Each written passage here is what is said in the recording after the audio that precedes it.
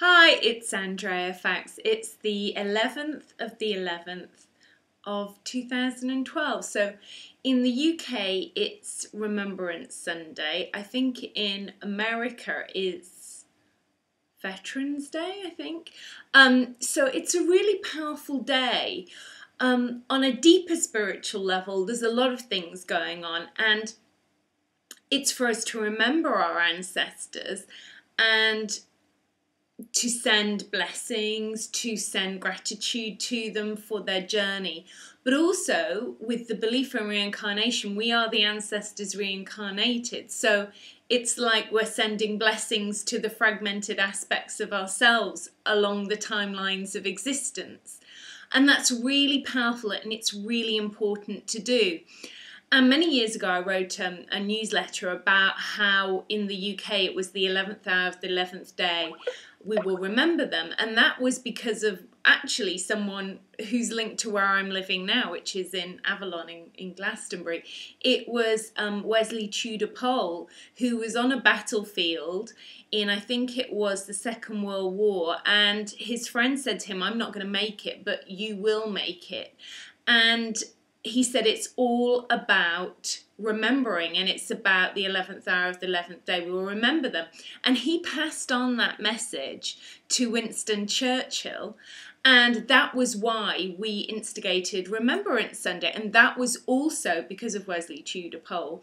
We had, not that a lot of us in my age group would remember it, but maybe people a lot older would maybe remember it, was they had a minute's silence, and Big Ben chiming a minute's silence before the news.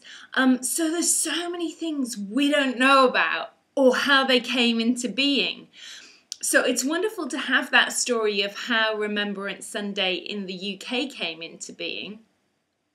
But the bigger thing to do is, it's wonderful to wear a poppy, it's wonderful to put that out there, but we don't want to glorify war. We don't want to think that it's a wonderful thing to do. I mean, the other week in London, I saw these dashing men dressed up in their military uniforms, kind of creating an image of glamour around being in the military. And personally, I think that's wrong. You know, there is no need for war, but what we can do, it's in the consciousness of the mind. That's a whole other story explaining why there's no need for war if you think there is to remember the ones who have been involved in this in the past, and to just send blessings and love along our own personal timelines of existence. Visualize those souls that may have fragmented into earthbound consciousness and may be stuck on the earth plane. They may have attached to other souls as what we would call entities, which is earthbound consciousness. There's no horrific kind of wooey-wooiness about it. It just is what happens to consciousness when the soul leaves the body.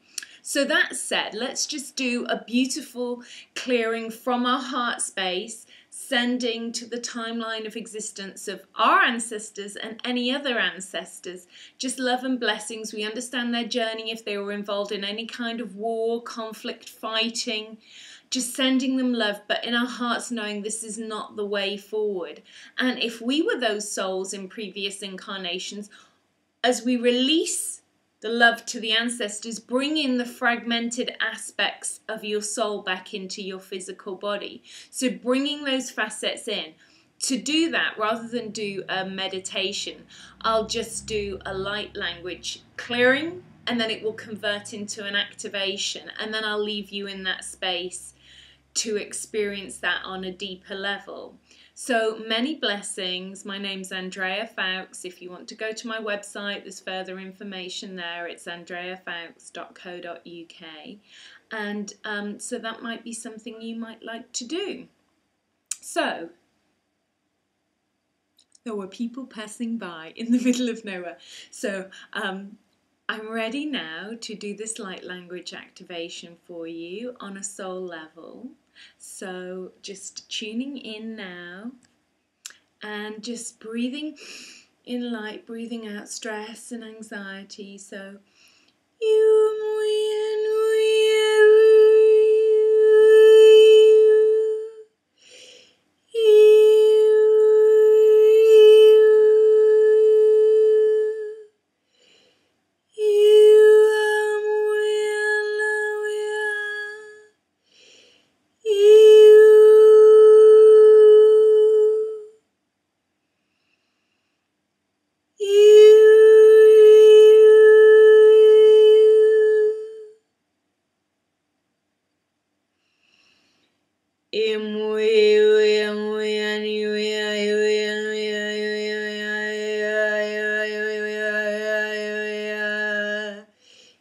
muy